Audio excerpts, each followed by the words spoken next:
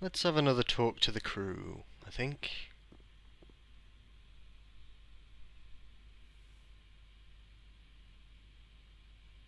I get the feeling you want to ask me something, Commander. I like talking with you, Liara, no matter what the subject.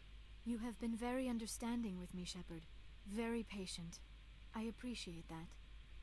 I know there are some strange beliefs about my people. I am familiar with the legend of Asari promiscuity, but those rumors have little basis in fact. When one of my people joins with an individual from another species, it is a very deep and spiritual exchange. We do not enter lightly into a union. You make it sound almost mystical. A true union goes far beyond an ordinary melding. It is a connection that transcends the physical universe. Two become one. Thoughts and senses merge, identities intertwine. Memories and emotions weave themselves together, becoming entangled in a single, rapturous whole. It is unlike any other experience. In some cases, it can be a truly life-changing event. It sounds amazing. Are you saying... No. Oh, no. I am not very good at this, am I? I'm sorry, Shepard. I am trying to explain why I have been so... reserved. The Union is more than just sex. It is the lifeblood of my species, the way we Asari evolve and grow as a society. That is why I have never... that is why we must choose our partners with great care. I want you to be absolutely sure about this, Liara. I am only 106, barely an adult by Asari standards, and I spend most of my time absorbed in my research. I never really thought about it. Not until I met you. You are very special to me, Shepard. But with all that's happened, Saren, the Geth, the Reapers, I do not know if we are ready for this. These are dark times, Liara. Maybe once all this is over. I'm glad you understand, Shepard. There is too much at stake. We need to put aside our personal feelings and focus on stopping Saren. I wish it did not have to be that way. But we all have to make sacrifices. Let's talk about something else. I should go. Goodbye, Shepard. Shepard, I'm glad you're here. Good to see you smiling again, so to speak. I'm sleeping much better now. I guess I'm getting used to how quiet your ship is. But I don't want this to get in the way of our mission, Shepard. First, we stop Saren. Then I'll worry about my own problems. I should go. See you later. Shepard, So you'd rather be a merc than help your people? I'm a fighter. It's what I do. Aren't you at all worried about what will happen to the Krogan? What the hell do you want me to do about it, Shepard? I'm tired of sticking my ass on the line and getting nothing for it. So you're just giving up on your people? I gave up on fighting for a lost cause. I'm not like you, Shepard. I'm no hero. Bottom line, killing for credits simplifies things.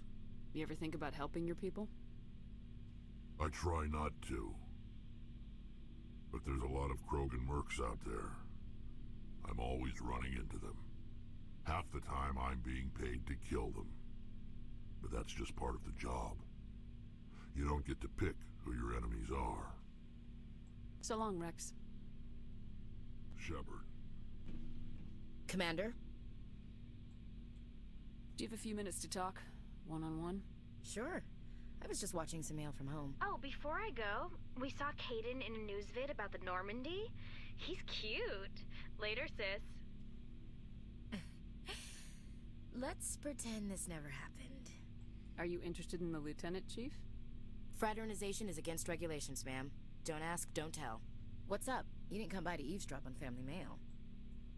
Your family seems to be important to you. Yeah, we've always been close. Me and my sisters especially. With Dad on duty so much, I had to help Mom raise them.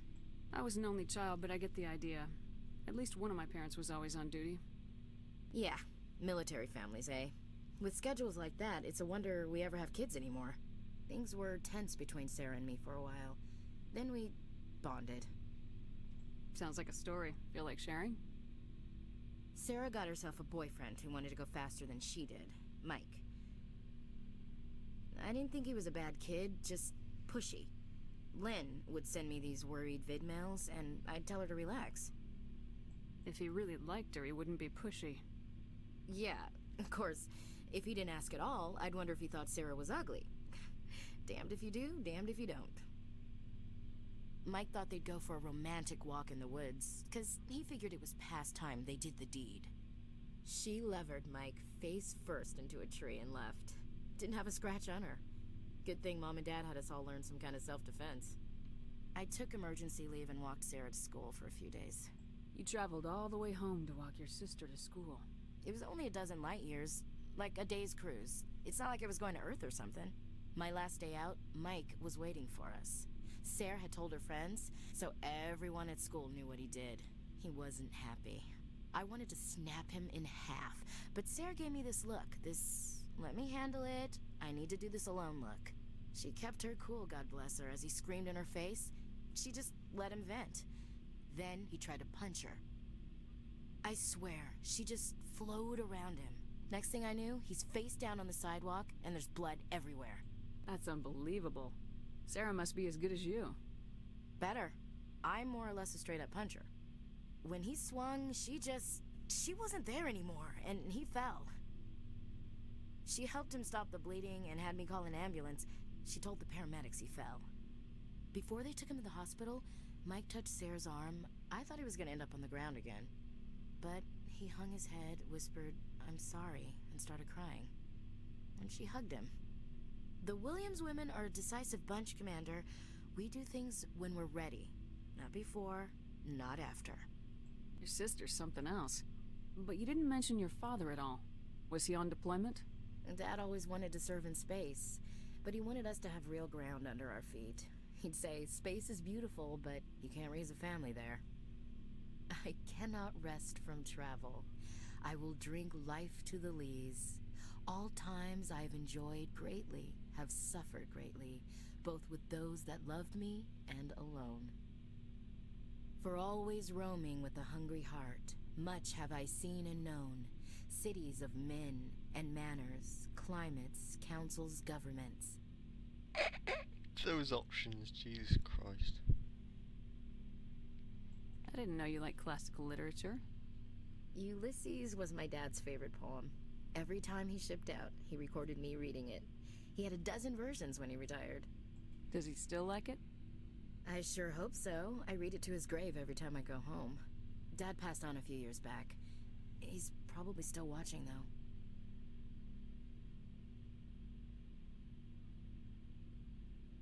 I thought you said he was dead. You know, from heaven, wherever that is. That's not a problem with you, is it? That I believe in God? Your beliefs are your business. I'm your commanding officer, not your moral compass. I appreciate that, Skipper.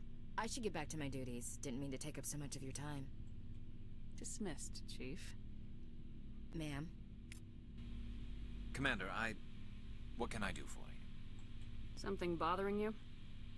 It's Saren. I'm starting to wonder whether we'll ever find him. He's always one step ahead of us, and he's got those damn Geth. We're getting close, Garrus. We'll find him. I wish I had your confidence. I just can't stand the thought of him getting away with everything he's done. I know you're doing everything you can, and if anyone can catch him, it's you, but if there's anything else I can do to help, anything, just tell me what you want me to do, and I'll do it.